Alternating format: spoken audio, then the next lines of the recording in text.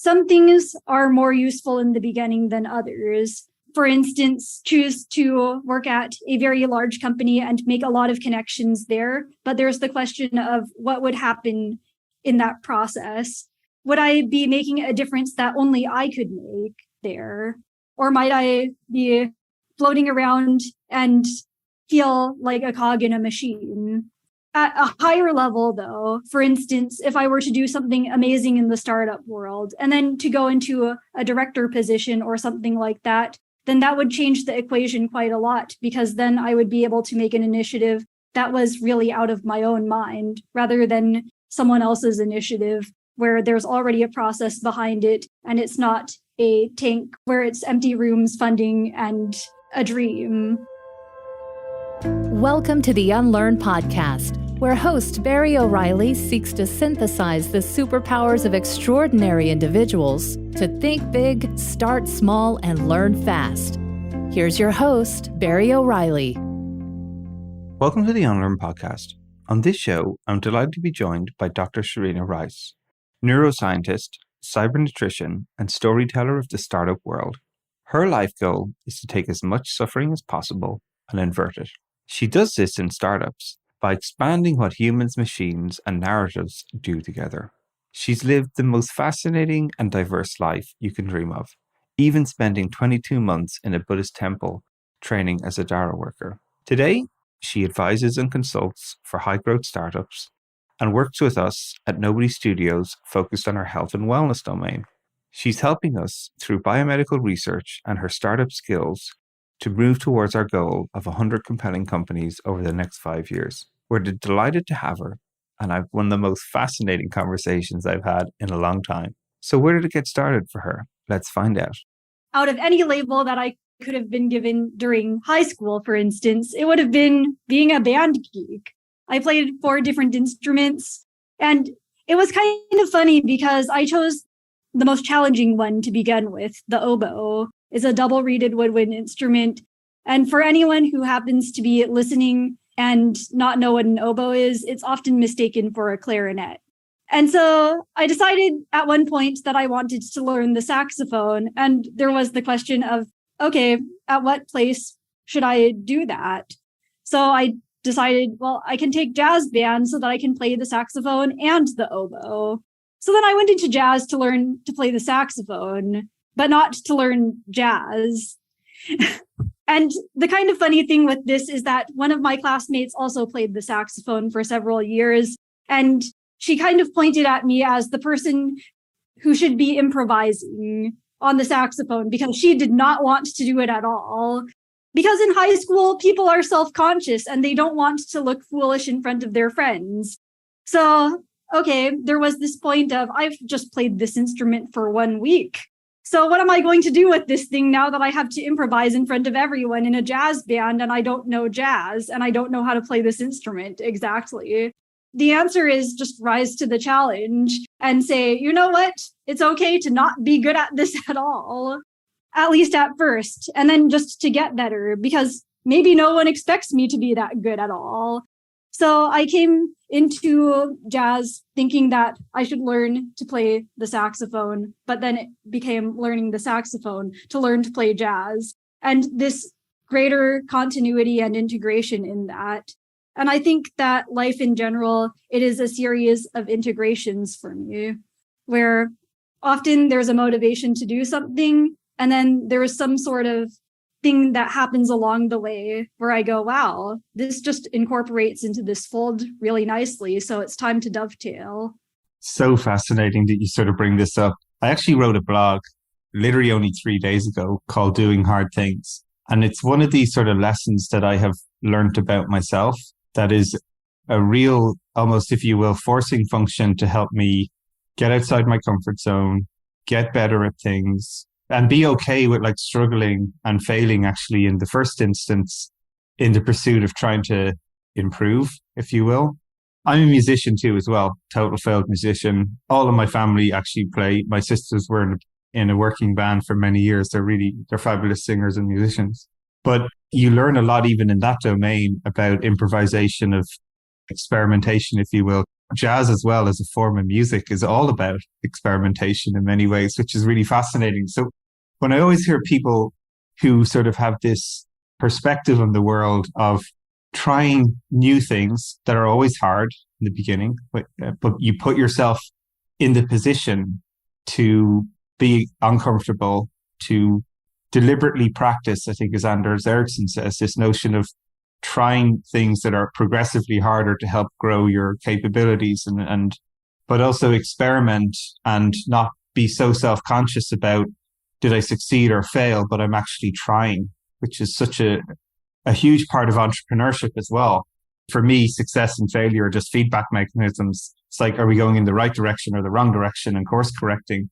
You just have to keep attempting as you go through that process rather than get too hung up on how successful you are and get drunk on it, or how you failed and then get down about it.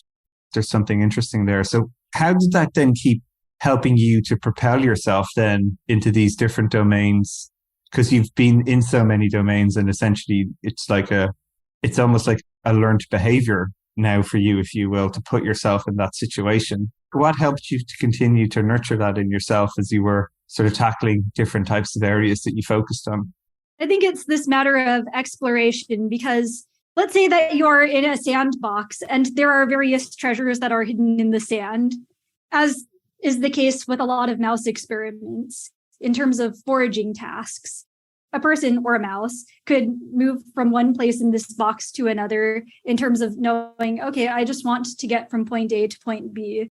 But then there's the question of where are all the treasures hidden underneath? And what kinds of signposts are there along this way? And what if you do something a little bit differently and then a treat falls out of the sky? And so I think of myself as an extremely lucky person in general. And for some reason, a lot of opportunities just arise seemingly out of nowhere just because I happened to be in the right place at the right time and very openly receptive to what might arise. And a big piece of that is most people who know me probably know that I make a lot of puns.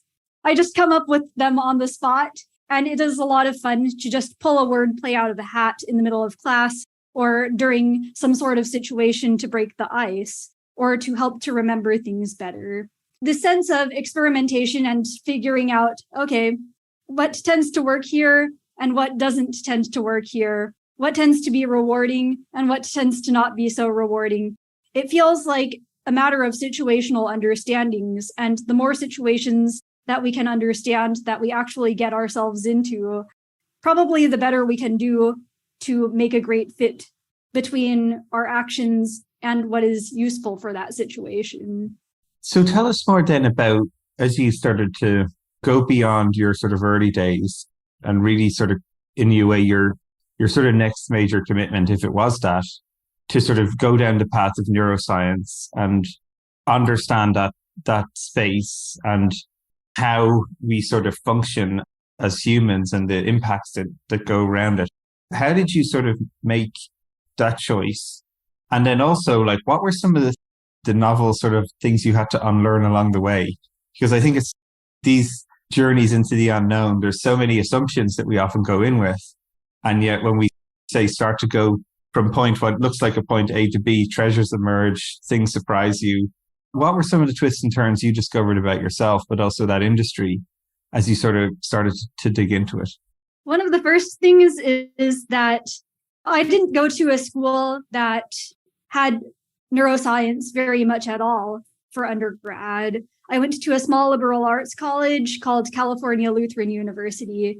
We didn't have graduate students in the life sciences, but I was majoring in biochemistry and minoring in philosophy and psychology. And I really loved all three of these fields a lot. There was the question, though, of what should I do with my life, given that I feel pulled in different directions. And so what I had to do was think about why I liked all three of these directions. And then I realized, well, they all have something to do with the mind and how thought works. So what can just combine all three of these things? The answer was neuroscience. So there was then the question of what kind of neuroscientist am I? Am I a developmental person? Am I a person who studies cells and molecules? And then it was this matter of being in all of the boxes and none of the boxes at once, because I could not figure out what I was as a neuroscientist until my advisor in grad school said, well, all of your rotations, they were in systems neuroscience. And then I'm thinking, wait, there is a name for what I am? I'm a systems neuroscientist. I look at things at the level of molecules, at the level of cells, at the level of tissues, at the level of organisms, at the level of behaviors. So I am a systems neuroscientist rather than any one of these things. Okay. But another thing that I just found really rewarding was robotics. And I just really liked being able to take the perspective of a robot in a similar way to taking the perspective of an animal, for instance, that we were studying. It seemed to be a similar concept in terms of, okay, what kinds of streams of data are they taking in? How are they interpreting the world? And what kinds of actions will they use to act upon the world? So then apparently there is a field about that too. It's called cybernetics. It's this field of circular causality. And then I realized, hey, I'm not just a neuroscientist. I am a cybernetician. I hope you ran outside a door and said it just like you did there with your hands raised in the air. I think like these profound moments of finally, I can label myself in some way. You know, it's fascinating. What a great moment that must have been. Absolutely. We're continuing to integrate it all the time, I think. Exactly.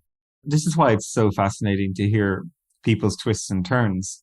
As you say, coming from a liberal arts background to like feeling like you had to, and this is an interesting thing even as well, is sometimes society is so forcing us into like a railroaded path from such an early age, if you will. You must be on this highway and there's no on-ramps or off-ramps. There's only the first step you can get on along the way. And yet what I always find about the most interesting entrepreneurial people, if you will, is that it's never a straight path. There's twists and turns. They've gone off the road. They've gone off piece. They've come back to it. And they're really following their intellectual curiosity, you know, and I just think you're one of these people who struck me as that instantly. As you started then to get into this sort of world of cybernetics, which I really want, you know, you to educate me and the listeners on a little bit too as well. As you're describing it, like it's bringing all of these different ideas from philosophy to politics to science to biology that you are exposing yourself to on your journey. And then it's sort of maybe in some ways trying to like encapsulate that in a real accelerant around technology and robotics being that, or trying to encapsulate some of this, as you describe, inputs, synthesis that produces an output or behavior that we're expecting these entities to perform. So tell us a little bit about what are some of the misnomers, if you even will, about cybernetics and robotics that, and then what were some of the things that you sort of were bringing with you from your past and sort of, you know, that you had learned and could apply, or what you had to unlearn and relearn, if you will, to start to be successful in that domain? I think that most people, they don't think about cybernetics. Instead, they talk about artificial intelligence and machine learning rather than also the full stack of, yes, there is a human in the loop in a lot of cases. And there is that question of what to do with edge cases and really edge cases. Some people, they talk about things like humanizing autonomy or humanizing technology. But the thing is that what do you do about the really bad things about human nature? Because humans aren't always the best at solving problems.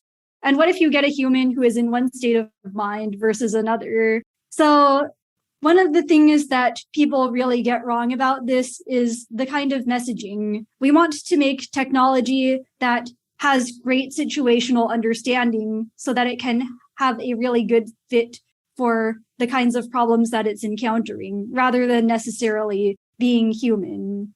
Having a lot of thought to this and a lot of rigor in terms of how are these things designed?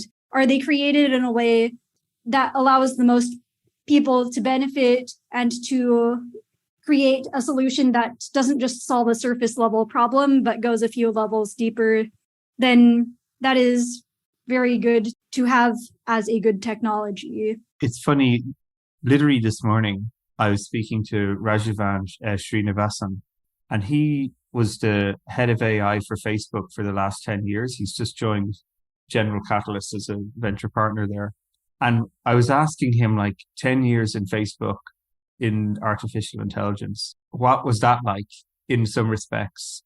He just shared one of the most insightful things I've heard, as you already are. He talked about when you start to program, from the very inception, you're programming values into the software, whether they're implicit or explicit. And while some of those values can help your company be a rocket ship and scale, when you hit these sort of tipping points, trying to reverse engineer out the initial values that were baked into the software and put them in a direction that's more aligned to what you're learning as a result of going through that process is extremely difficult. And it really got me sort of like my mind just thinking about like how we even think about this domain. It's almost too binary. I hear people sort of talk about, and I hear a little bit of what you're saying there too as well, is that because humans are in the loop, everything's not black and white, a yes and no, true or false. When you're trying to program in situational awareness, it's not as simple as just a binary decision tree that you go one way or another. And yet humans are coding themselves into these pieces of software. So therefore, by default, they're coding themselves in, whether they're aware of it or not. So that really struck me. And it's funny that I'm speaking to you again straight after that today, where just that seems to be something that's top of mind for me. I'd love to get your thoughts and opinion to that. Yeah, there is the question of when you solve a problem, then what are you solving for? And I think that in a lot of cases, the solution is for speed. If you can make decisions quickly, then you are able to do things more quickly. So then, for instance, with humans coding themselves, if a person knows from a very young age, for instance, that they want to be a scientist or they want to be an artist, and then they just focus on that, then, well, it's good. But then there's the question of what is the real outcome of this? My mother, well, she's an engineer, and she has told me before that when she was growing up and even now, she was always jealous of the people who could talk not only about engineering or just about their job, but they could also talk about things like philosophy and politics and art and poetry and all of these other things to life, because a person is not just their job. And so there is this question of, do we pigeonhole ourselves? And what is really needed for us to flourish as people? What do we want to create of our lives? And what do we want to create of our surroundings or various technologies that we make there? Well, this to me goes back almost to your origin story of the show, if you will, where the intellectual curiosity to put yourself in uncomfortable domains where you might be naive to them at the onset, but exposes you to different perspectives, different viewpoints, different ways of doing things, whether that's in the guise of music, where my music career started pretending I wanted to be Kurt Cobain and like bashing out grunge music, right? But then I realized after a period of time, there's really only like 4 chords that you need to be a grunge artist, and that there's very little, I'm hesitant to say musical mastery involved, but I didn't have to learn the scales to be in a garage band. I just needed to know where to put my hands on the guitar and hit it as hard as I could when I was strumming. But as you delve deeper into the pursuit of music, whatever your launching point was, you have to, if you want to, if you will, improve the craft, you have to learn these things. And in putting yourself in a jazz environment, some people can improvise by ear, but many people have to learn the system and then improvise within the system. So it's always really fun to me to think about the portfolio, if you will, of intellectual pursuits I have. Is it too narrow, or can I broaden it? It's actually one of the things I love about what I do today at Nobody, is because we build so many companies in such a broad set of domains that I just get exposed to so many input sources from people who have excellence in these fields. It's like every part of my brain is firing, going, wow, that's interesting. And how does that connect to this dot over here? And it's a real playground from a mental point of view for me. Yet I wonder like how often we are creating those opportunities for people to sort of explore intellectual curiosity Are they willing to expose themselves to areas where they're novice and are unknowns and suck at them as they explore them because there's such pressure to commit to things and be good at them and not fail? I constantly live with this thought as someone who has to probably understands neuroplasticity a lot better than me. What are your thoughts? Well, one of my thoughts is that it's useful to know through at least some experience, hands-on, what is really hard to implement and what is not. What constitutes, say, mastery of music? So, for example, if you go over to a concert, then you don't necessarily need to know how to play every instrument in the band to get a sense of what is good music, what sounds good, what kinds of effects are happening here. But knowing some things about how it works, they allow for a nice sense of appreciation because you know what it took. So similarly, you don't need to be like a star programmer in order to learn to appreciate very complex code that does a lot of things well. But it may help you appreciate it more to know, okay, this is what it took to learn to do some programming. So I can imagine that with, say, 10 years of experience, that is very much a craft. So I think it's really an appreciation of people and the world and the various things that happen in more detail. Now you've really thrown yourself into the startup world, right? On the back of all the other things that you've done.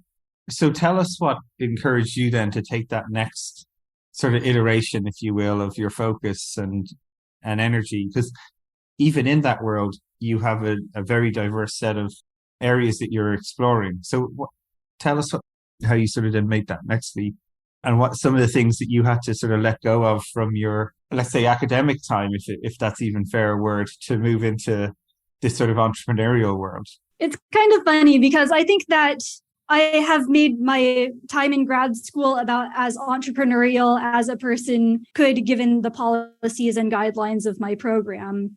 So I went into a brand new lab, and the lab, it had very little set up at first because we were getting equipment in, we were figuring out what we're going to do as a lab and things like that.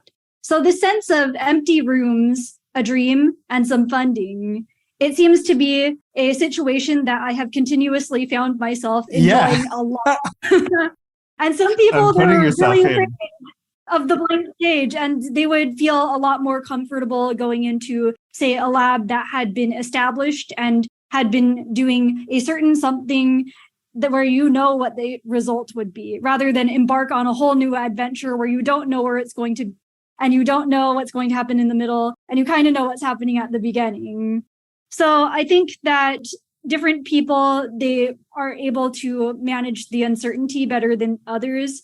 And in the startup world, it is a ton of uncertainty. It's okay that not everyone likes having a lot of uncertainty, but for some reason, whenever I try to plot out my future and it doesn't get me very excited, then I know that I have to do something else. So tell us a little bit about that activity, because, it's always great for people to have some little tools or tips and tricks about how you intentionally do something that looks like it's sort of automatic to people on the outside. When you're sort of plotting your path, what are some of the questions you ask yourself? What are some of the systems, if you will, you use to help you figure out what's the next step? The biggest thing is this orientation towards, how do I make the biggest positive impact in this lifetime? How do I take as much suffering as possible and invert it? And that's a different equation than if someone were to ask questions like, how can I help people a lot in a certain domain? Rather, it's a big overarching thing. Okay, so given my orientation towards inverting suffering, it is going to be, all right, if I were to do this at scale, then what kinds of connections would I need to make that happen? And what kinds of opportunities should I say yes to? And which kinds of opportunities are going to be a distraction in this process? Who should I be friends with? Who should I not pay as much attention to even? And I try to be kind to everyone, even if I really don't have time. But there is this matter of, okay, some things are more useful in the beginning than others. for instance, choose to work at a very large company and make a lot of connections there. But there's the question of what would happen in that process. Would I be making a difference that only I could make there? Or might I be floating around and feel like a cog in a machine? At a higher level, though, for instance, if I were to do something amazing in the startup world and then to go into a director position or something like that, then that would change the equation quite a lot, because then I would be able to make an initiative that was really out of my own mind rather than someone else's initiative where there's already a process behind it and it's not a tank where it's empty rooms, funding, and a dream. Yeah, it is so true. Like even what resonates when you're describing some of the components of your equation, right? Like agency really stands out to me as I listen to what you're saying too as well, which is something that resonates a lot with me. Like I always knew I would never survive in a big company where I was a clog in the machine. It couldn't work for my makeup. I always want this ability to feel like that I have agency and can take initiatives and see how far they go. And it's one of these reasons where I always tend to enjoy like smaller companies in the hundreds rather than when they start to get into the thousands. Like the last real place I worked, when I joined, it was like we're just starting to hit like in the high hundreds of a globally distributed company. And it always felt like you had agency. Anyone in the company had agency to take action and affect something. And you could see the effect as well of what you were putting into the system and what the feedback mechanism was providing. But even as the company grew, I could see that signal get weaker and weaker and weaker and harder to actually, move. And for my propensity, that was a tipping point, if you will, for me to go, right, it's time to get back into an empty room now again with nobody in it. And let's start like rebuilding the thing again, right? And having fun. It's interesting to hear that's part of your design system, because I think people sometimes don't take those, if you will, variables into the equation. They sometimes feel that the situation is enacted upon them, or maybe they are, sadly, don't have as much agency.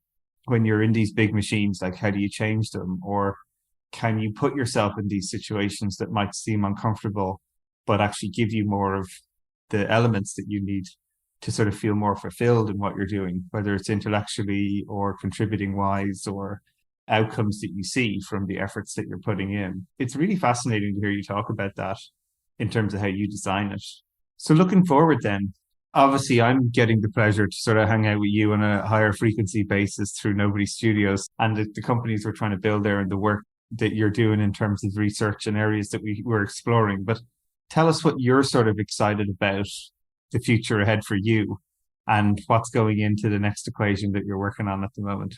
What's going into the next equation is the sense of thinking through network effects in terms of, okay, science, it tends to propagate in knowledge through a system fairly slowly because it takes time to find some sort of thing that will advance technology. Technology, it can be somewhat faster, partly because it can be patented and it is there and it is applied, and it can be scaled up. And then there's stories. Stories, they can be scaled almost infinitely and they can travel so quickly. So I think that this part of my story and part of the equation is becoming a terrific storyteller about matters of science and technology. Yeah, I couldn't encourage that enough, right? And it's really the thing that resonated with what you were saying there is stories travel faster, almost in the speed of light. It feels like sometimes if you can have a story that really hits people on their why and what matters to them, it can be the best network effect you could dream of. I see this as well, even with nobody. Like people keep showing up at the door going, hey, I read your website. It just resonated with me. And I need to find out how I can be part of that. Or they were like, I heard somebody talking about this in some Slack community. I was studying and they shared this with me. And suddenly, like this sort of network effect that's bringing people into the system is sort of blowing my mind because we've done no marketing. We're barely telling. We could tell lots more people about what we're doing, and yet they're finding us. And the people we're finding are a real type of character that have a value system and a way to work that really matters. So I'm really curious for what you're thinking and experiencing from that point of view. I first came to Nobody Studios because of a connection whom I had for a long time, Dr. Gina Poe, who is a professor of neuroscience at UCLA. And I think that this sense of a bond of friendship or a bond of we've been colleagues for a long time, it's very, very common in Nobody Studios. There have been so many times when I have talked with someone and they've said, I've known Mark for 10 years, or I've known Mark for 12 years, or some other very long time frame. And the sense of building businesses in the first place, it is very much an equation of friendship.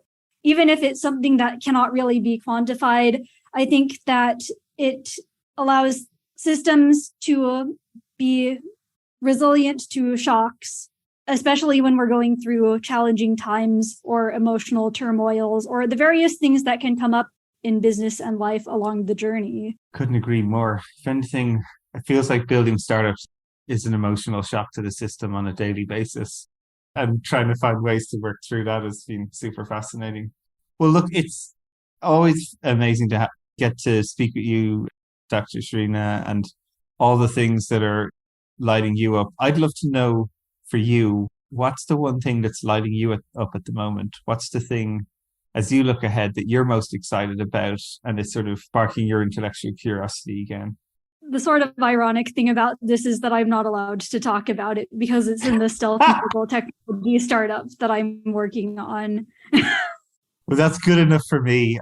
It's always good in storytelling to leave a cliffhanger. What I would encourage people simply to do is to follow you and your exploits, because there's no doubt about it. Whatever you're doing is going to be exciting, fascinating, and worth following. Thank you very much for being on the show, leaving us with a great cliffhanger and sharing your story with us. It's been a pleasure to have you on. Thank you so much, Barry. Hey everyone. I hope you enjoyed that show, but I'm even more delighted to share the exciting news.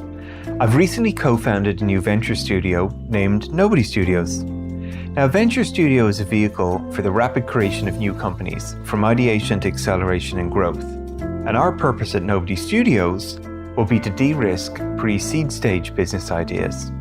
We'll do this by minimizing the time, speed, and capital involved in validating truly repeatable and scalable business models before any significant venture investment. We've an audacious goal to start 100 compelling companies over the next 5 years, and who knows how many beyond that. So if you're interested in radically changing the way work is done, how products are created, companies built and funded, even democratizing the wealth creation and how returns are distributed, this could be the business for you. We're looking for talent, capital, and influence. If you wish to contribute any or all of these, just get in touch.